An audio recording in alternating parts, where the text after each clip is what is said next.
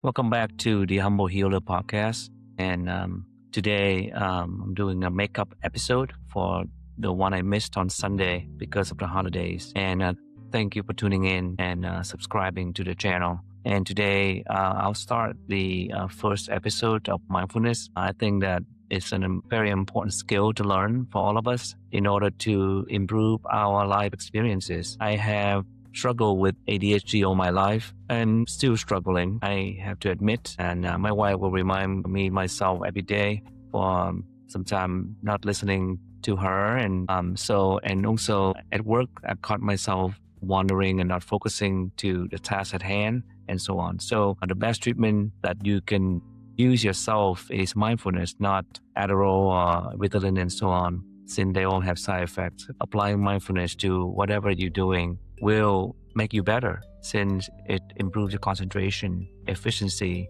mental clarity, and reduce stress, anxiety, and so many benefits that I will go over more in details today. And in the future episodes, I will talk specifically about how to apply mindfulness to help reduce stress and anxiety and to help you face all the negative experiences in life. Plenty of research now has shown that mindfulness practice can be very helpful in dealing with a remarkable range of everyday problems. It can help deal with anxiety, sadness, depression. It can help you deal with stress-related medical conditions such as insomnia, digestive difficulties, sexual problems, and chronic pain. Mindfulness can also help deal with addictions to drugs, food, gambling, sex, shopping, and so on. By the way, I forgot to introduce myself. This is Dr. Quang Lei. I'm a family physician, and my goal for this podcast is to motivate and empower you to invest in yourself to help you achieve longevity, health, happiness, and resilience. That's my motto. Back to mindfulness, and it can help us get along better with our children, parents, friends, co-worker, and romantic partners. And I have used this also to apply to my relationship, interacting with my dogs, my kids, and my wives to improve and enrich life experiences, even mundane that we think that mundane. I come home from work, for example, my dogs are there to greet me, and I will be there with them at least for the next 30 seconds or a minute, showing them my affection, trying to match their excitement and affection for me when I get home from work. And it does bring me joy. So every small experience, as small as you think it can be, mindfulness can improve that and enrich your life. Mindfulness can also help us age more gracefully and does not depend on any fortunes and luck, and also can be practiced as part of our every ordinary routine, such as brushing our teeth, taking a shower, driving to work, walking the dog, as we talked about, reading my dogs after work, waiting in the checkout line. Any time you can use that. Most people feel as though they have more time once they begin practicing mindfulness, and they become increasingly focused and efficient while feeling more rested and less stressed. At some point in life, most of us will realize that the shiny things in life, a new car, promotion, even falling in love, rarely bring lasting happiness. In our pursuit of external pleasures, we only find fleeting satisfaction, overlooking the quiet but profound power of turning inward instead. Yes, in this inward turn that the true path of unconditional happiness or contentment begins with mindful self-awareness. And I know I've talked extensively about how to find contentment. There are many paths to get there, and mindfulness is a way, works in conjunction with everything that I talked about, and also overlap with some of the practice that I talked about earlier. At its core, mindful self-awareness means letting go of a constant comparison to the past, the future, our expectation of what others might be experiencing. Instead, it invites us to meet this moment exactly as it is, without judgment or resistance. Remember that I also talked about this, and I talked to one of my daughters yesterday too when she had trouble going to sleep, worry about things that are going to be happening tomorrow, which is today. I told her that yesterday is history, tomorrow is a mystery. Today is a gift, and that's why they call it present. Just sit on your bed, in your bed, sit down, lay down, and relax, and just say today is complete. I will close that book and put it on the shelf in the shelf on my mind, in my mind. That's it. Empty your mind and let go. Tomorrow they'll come right back. Don't worry about missing or not remembering. But today is your moment, so make the most of it, and don't let the past or the future encroach that. The encouraging truth is that happiness isn't dictated by our circumstances. It's something we can cultivate. We'll explore practical strategies for developing mindful self awareness, tools to quiet overthinking, enhance clarity and creativity, and turn difficult emotion into a source of compassion and joy. So let's begin. Remember that on one of the messages that we talked about, you are not your thought, but an observer of your thoughts. There's an ancient parable about a wise farmer and his neighbor. When the farmer horse ran away, his neighbor declared, "How terrible." The farmer replied, "Who can say what's good or bad? We'll see." And when the horse returned with another horse, that's a stallion, the neighbor said, "How wonderful it is." And again, the farmer replied, "Who can say what's good or bad? We'll see." And the next day, when the farmer's son was taming the horse, the stallion that just came home with the farmer's horse, he fell down and broke his leg. And then the neighbor then said, "How awful." And the farmer said, "We don't know it's good or bad.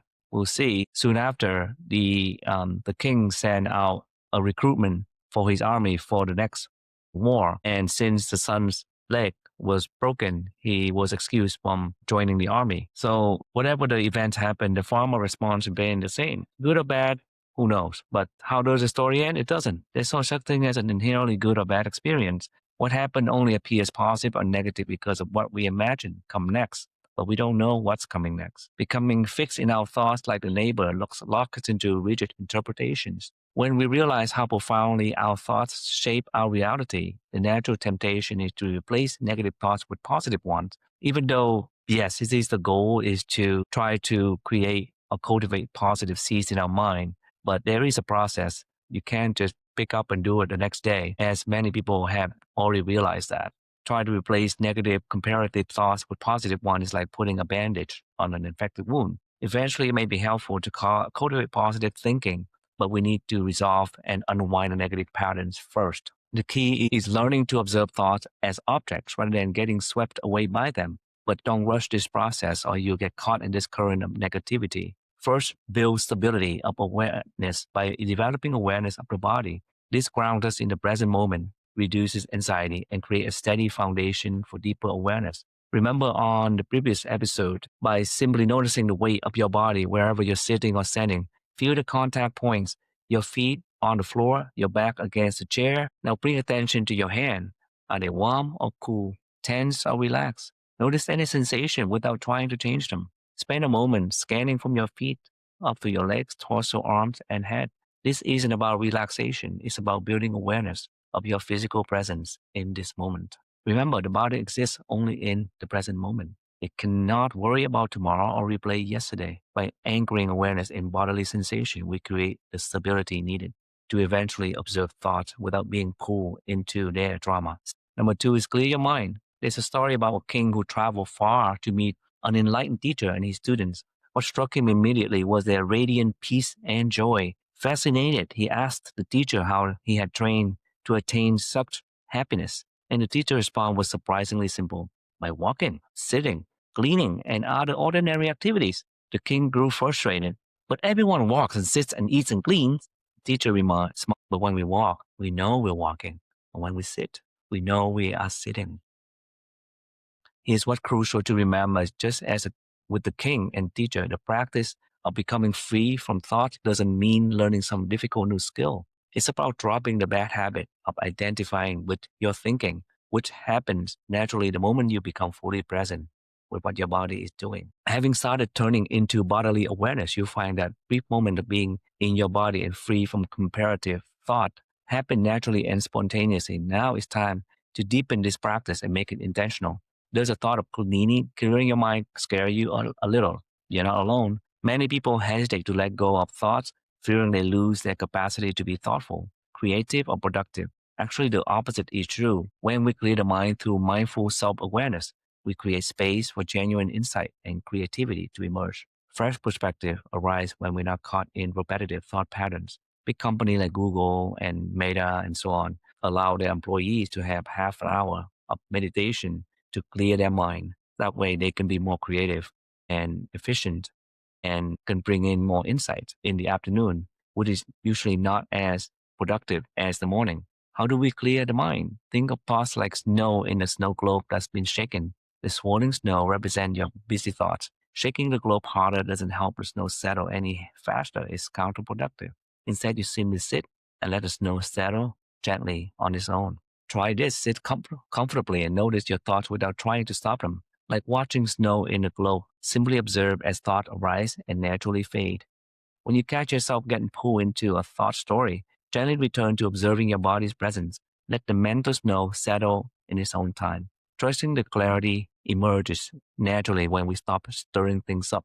Next step, take a vacation. Picture the perfect vacation, pristine beaches, perfect weather, complete relaxation. You imagine every detail, book the trip, and count it down the days. Then reality hits. The flight is delayed. Hotel room face a construction site. You feel pressure to squeeze every moment of joy from this expensive escape. You return home more exhausted than when you left. And nurses and other healthcare professionals complain to me that, oh, I wish I had a vacation within a vacation. And it's amazing how sometimes we sit at our desk wishing that we are on a vacation, and then we are on vacation sitting there by the beach thinking about the meetings that we're missing or the tasks and all the emails that we missed. So our mind just takes us back to work, even though we're at our vacation resort. What if there was an easy way to take a vacation? The one that promised pure relaxation without a stress, expense, or disappointment. One you could take every single day. The good news is that there's a vacation you can take every night before you sleep without draining your energy and bank balance. This one fill you up in every sense. One way, once in your bed, you can give yourself permission to simply be for 5 minutes. No phone, no mental to-do list, no reviewing today's event. Place your hand on your chest or stomach and feel the gentle rise and fall of your breath. Notice the weight of your body against the mattress, texture of your sheets, the temperature of the air. If thoughts arise about tomorrow's meeting or today's conversations, acknowledge them like cloud passing through the sky, and gently return to the simple pleasure of being present in your body. Remember the messages that I talked about in previous episode at the end of the evening, getting ready for bed. Today is complete.